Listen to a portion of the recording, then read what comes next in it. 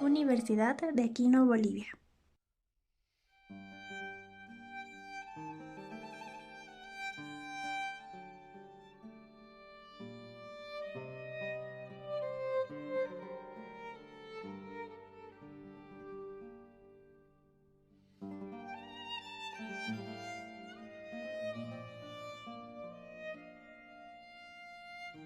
Soy Cristian Aranes y yo voy a exponer sobre el derecho constitucional. Históricamente, al conjunto de normas supremas de un Estado se le asignaron diferentes denominaciones, como ser derecho estatal, de los soviéticos, el derecho político, de Francia, entre otros.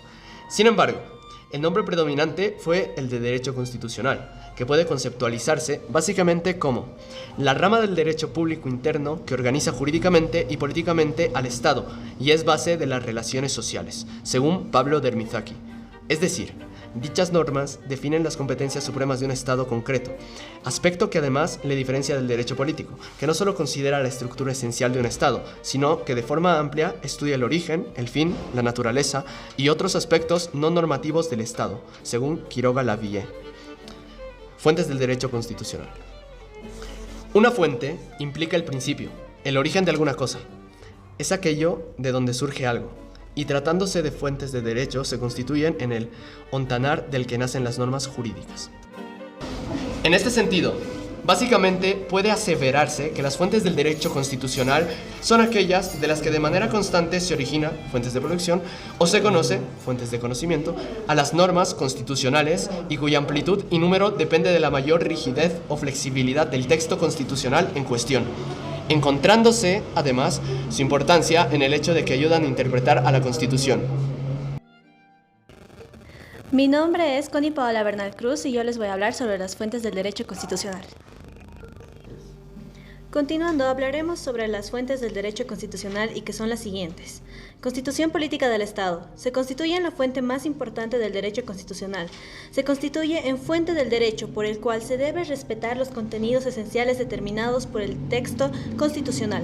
Es decir, la Constitución puede evitar una fuente negativa y a la vez puede obligarle a emitir normas al legislador que ordena declaratoria de inconstitucionalidad por omisión.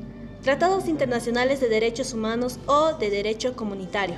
Conforme al artículo 410 de la Constitución Política del Estado, donde nos dice todas las personas, naturales y jurídicas, así como los órganos públicos, funciones públicas e instituciones, se encuentran sometidas a la presente Constitución.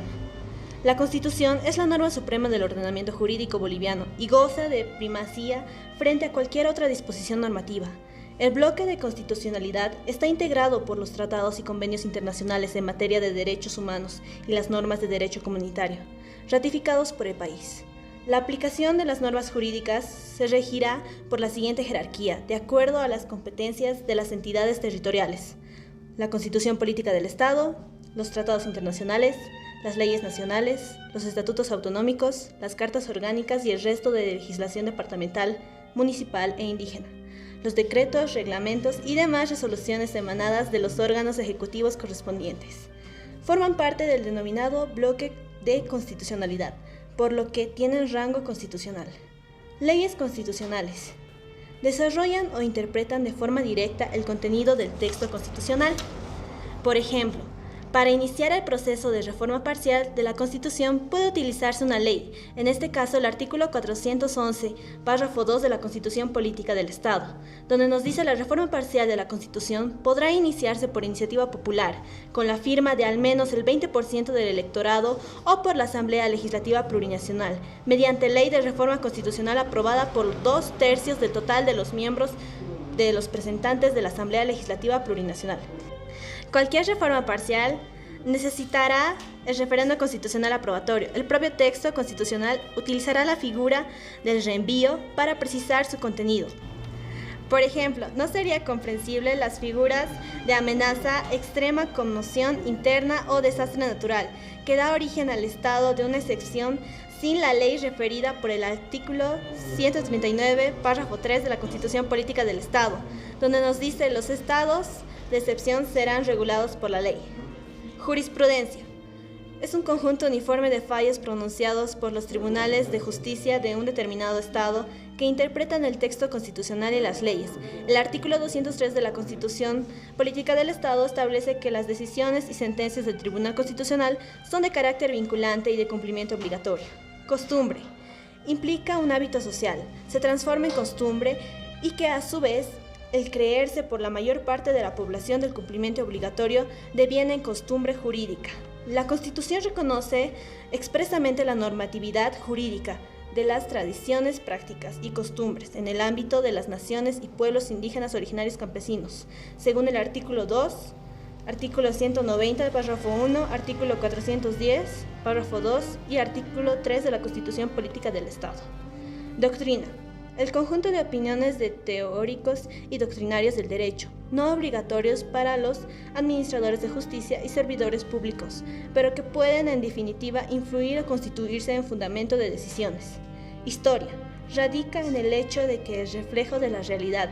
Así, en la generalidad de las veces, las reformas constitucionales buscan adecuar y adoptar el texto constitucional al contexto histórico de un determinado Estado.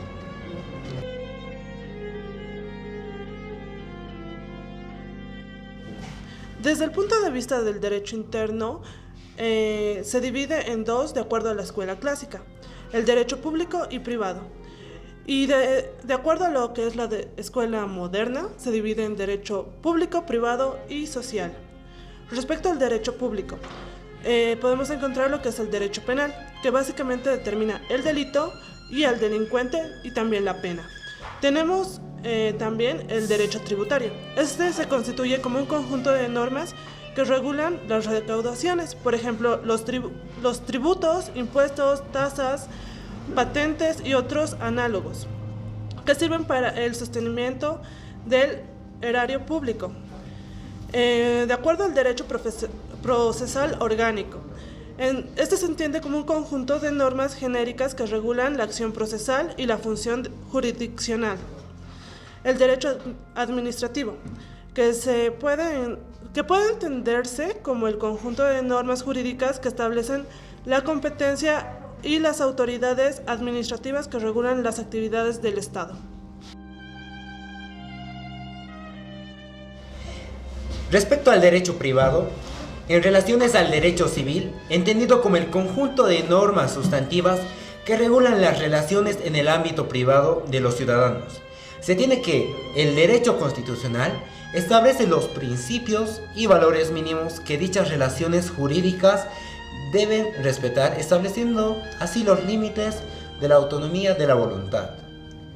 En relación al derecho social, respecto al derecho de la familia, se tiene que el derecho constitucional establece los lineamientos generales de la protección por parte del Estado a la familia y el matrimonio, estableciendo y señalando que el tipo de relaciones que entre sus miembros se deben propugnar y alentar,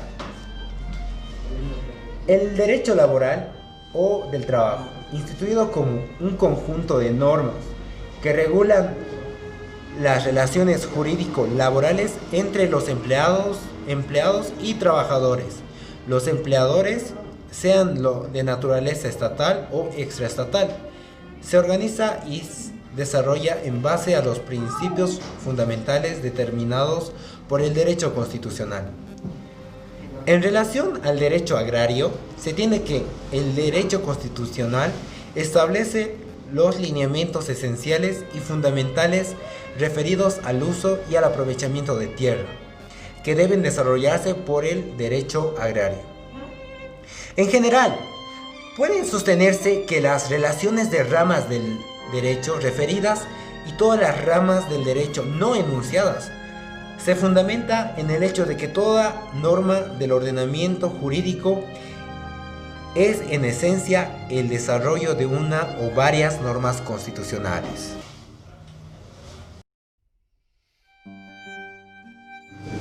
Existe un amplio debate sobre si el derecho es o no una ciencia. Es por esto que, según Julius von Kirchmann y sus seguidores, niegan el carácter de ciencia al derecho en razón a que su objeto de estudio es contingente. Esto quiere decir que las normas jurídicas no son eternas, sino que varían de país en país y de época a época, por lo que los resultados de su estudio no pueden tener una aplicación general. En cambio, lo que sostienen que el derecho es una ciencia refieren a que niegan esa premisa, parten de la equivocada consideración de que únicamente las ciencias exactas basadas en las matemáticas pueden ser consideradas propiamente ciencias, cuando en realidad existen ciencias de la cultura, entre las cuales se encuentran el derecho, que cuenta con un objeto de estudio propio, métodos y técnicas apropiadas para su estudio y cuyos resultados pueden sistematizarse y comunicarse. Teniendo en cuenta la cientificidad del derecho, incluyendo el derecho constitucional, debe dejarse en claro que el derecho constitucional como derecho objetivo, es decir, como un conjunto de normas, se traduce en documentos como la Constitución Política del Estado, los cuales son textos escritos. La ciencia del derecho constitucional.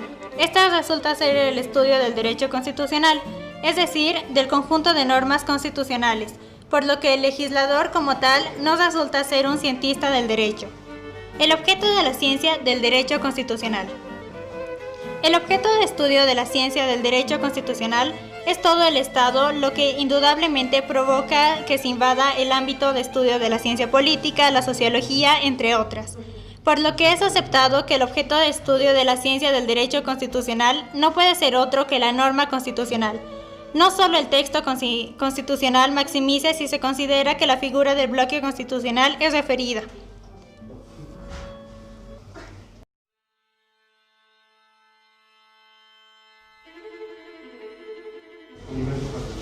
Los métodos y técnicas de la ciencia del derecho constitucional.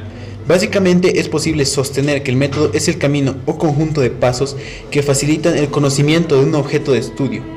Asimismo, aclarar que la ciencia del derecho constitucional en todo caso no utiliza un solo método de estudio, sino que combina los existentes, entre los que podemos mencionar los siguientes. Inductivo, que parte de la observación, comprobación y experimentación de casos particulares, llegando a establecer principios generales aplicables a todos los casos análogos, es decir, va de lo particular a lo general. Deductivo, que implica que la aplicación de un principio general a pasos particulares, es decir, va de lo general a lo particular.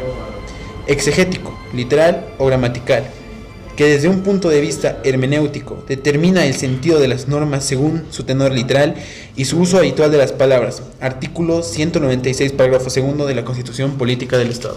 Sistemático, que parte de las ideas de que el derecho se organiza en instituciones desarrolladas por un conjunto de normas dispersas pero entrelazadas entre sí, de tal manera que para interpretar un artículo que incluso pareciera ser claro es necesario remitirse a otros artículos del mismo cuerpo normativo o de otros cuerpos normativos, como por ejemplo puede suceder con los tratados de derechos humanos que forman parte del bloque de constitucionalidad, reflejados en el artículo 13, parágrafo 4 y artículo 256, parágrafo 2 de la Constitución Política del Estado.